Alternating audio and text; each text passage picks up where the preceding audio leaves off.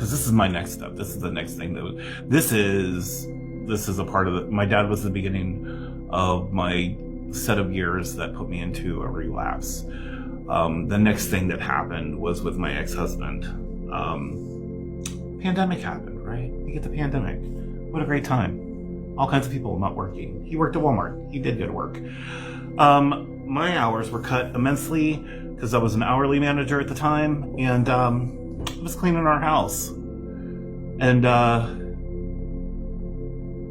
this crazy thing happened. I found a hard drive. Remember that thing I said about my gut? How it's never wrong?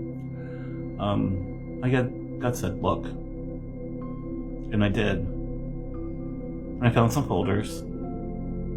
My gut said, keep going. I went into a folder that had another folder, that had another folder. And once I got 7 folders deep, I found some material that resembled my childhood.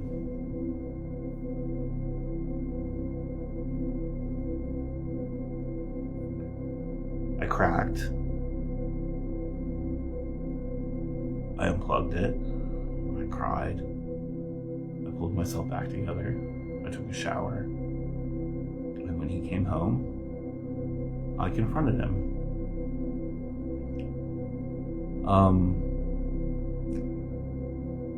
Anytime we ever argued, I would always be like, you know what? I don't come at you unless I know what I'm talking about. And when I ask you a question, it's because I already know the answer. And I was just like, I found something today.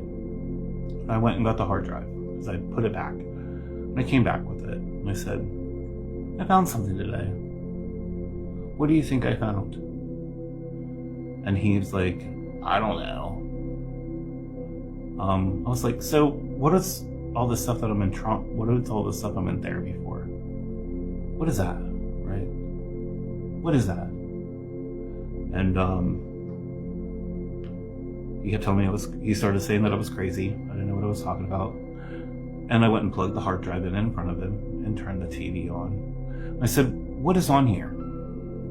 First folder. No response. And I asked him again. It's like, I don't know what you're talking about. Second folder. What are we going to see here? And I did that until we got to the last folder. I told him I was calling the police. I told him that we were done. I couldn't believe he had that in my house. And he started going off about unaliving himself. And by this point, he literally did have an X-Acto knife. So I spazzed a little bit. I tried to calm down the situation. Because even though like this, I was completely and totally disgusted, I did not want to see somebody do that in front of me. I was like, just calm down and breathe. I'm going to go to the bathroom. We'll talk about this when I come back. I didn't take the hard drive in the bathroom. And I came back and it's shattered. He's still bawling. I told him to leave. I told him to go to his parents' house and that he could come and get his stuff, but he's gone. He's gone.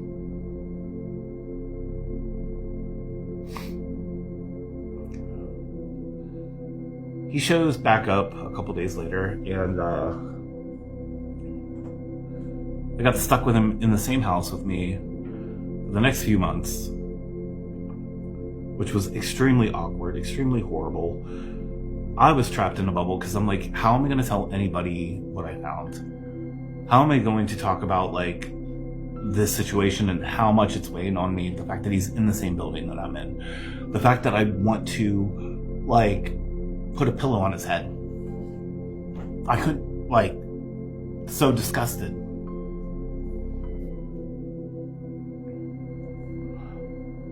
He finally leaves. Our divorce goes through. A weight is lifted off my chest, but at the same time I have this thing plaguing in the back of my head saying, you didn't call the police. And it started eating at me, and it ate at me for a few years. It took a few years before I turned him in. I feel horrible about that. Because whether or not he did what somebody did to me, he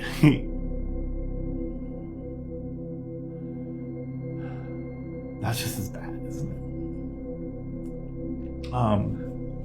And I think my life is so okay. He's out. And first thing that happens is I break my leg. I'm off work for 3 months. I get behind on my bills. I get back to work and my car blows up on the way home. I have to stay with my mom for like a week or two while I'm getting the rest of the money I need to get another car.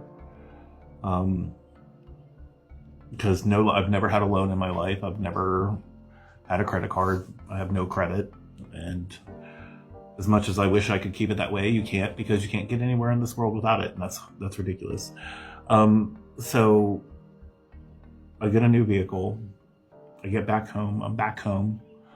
And I'm renting from one of my friends. And unbeknownst to me, the house is sold for taxes. And it happens, and they come and condemn my house while I'm at work with my dog and my cat in the house. So now I'm living out of my car and sleeping in my driveway because my dog and cat are in the house, and I push food in, but I'm not allowed to go into the building because if I go in and I get caught, I get fined. So I don't do that, but they know the animals are in there. And I end up with like a $3,000 fine for getting my dog and cat out of there with my stuff. That happens. I find another place to live. I buy a place. I think everything's going to be good. My work's going great for the most part. I had a narcissistic boss who was the gaslight queen of the universe. I made the mistake of one day, her mom came in to see her and she said something about being a B word. And I said, "You're not one of those." And she was like, "Oh, yes, I am." And then for the rest of my time working with her, she was. And it was bad. But I dealt with that. What I couldn't deal with is what came after my divorce. So I may not have been using narcotics, but I started getting more promiscuous again. And I was using that to cope with all this stress that was going through my head. And but also, like, I was eating my feelings and I was getting really, really big. And I went through this year-long process of people saying that they were going to come over and things were going to happen because of a lovely, app that we gay men use. And they would come over. And I mean, I sent them pictures of my whole entire physical form. Everything, because I knew how catty men could be. And they would come over and then tell me how disgusting and ugly I was, and then leave. That goes on for a year. And then one night, this guy was all about me and invited me to come to the Holiday Inn on Racetrack Road in Washington, PA. It was I remember this because it was I can't forget the situation, but it was during Washington's first Pride.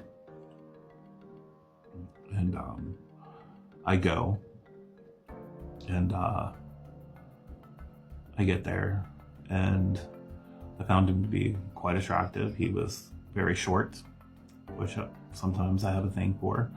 He looked quite Jewish, which sometimes I also have a thing for. And he asked me if I wanted a drink. And that drink ended up being just so similar to the one I had when I was 21.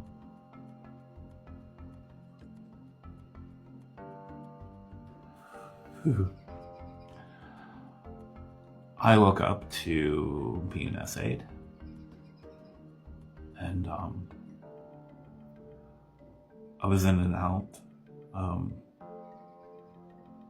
I don't know if I was going unconscious or if I really think, because we've done some EMDR on it, and I've seen the whole thing. I've seen the whole memory, and And when he got done with the essay part, he had pulled out a razor blade, and this is the worst. This is the worst one I've ever been in. And, You need a break? I got this. Okay. And he started at my knees and made these little cuts that were this big, because those scars were on my legs for such a long time, and went from my knees up to my sternum, and he had got everything, and he just loved my cries. And he left me tied and bloody, and I don't know when he left. I don't know how that happened. Like, I don't remember any of that part, but I know that whenever I woke up, I was on a bed with a sheet glued to my skin, and I had to get up and wrap myself up and get out of there. And I went home, and I went into my house, and I grabbed my dog. I locked all the doors, and I went into that closet, and I did not come out for 2 days. The only reason I came out was because I wouldn't even take my dog out. I was too afraid to go outside. And the only reason I left was because my penis was gone. It was gone, and my testicles had swollen so much that I couldn't see anything, and I was scared because I was like, what if this was GHB? What if my parts start falling off? What is happening? Like, what if I am alive here right now? I just couldn't do it, and I went to the hospital, and they kicked me, they did all kinds of things, and then tried to keep me, and I broke down and said, I am leaving, you can't make me stay here. And I wouldn't let them call the police. I just wanted to go home, and I had to beg, and a nurse had to fight with the doctor to give me the antibiotics and let me go home.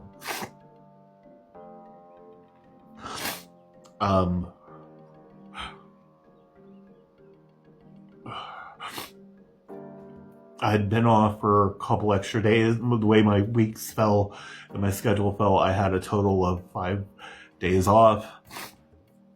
And when I went back to work, because I tried to put the mask on, the mask I put on every other time that something else has ever happened. When I was a kid, I started putting this mask on so nobody would know what was going on, what was wrong.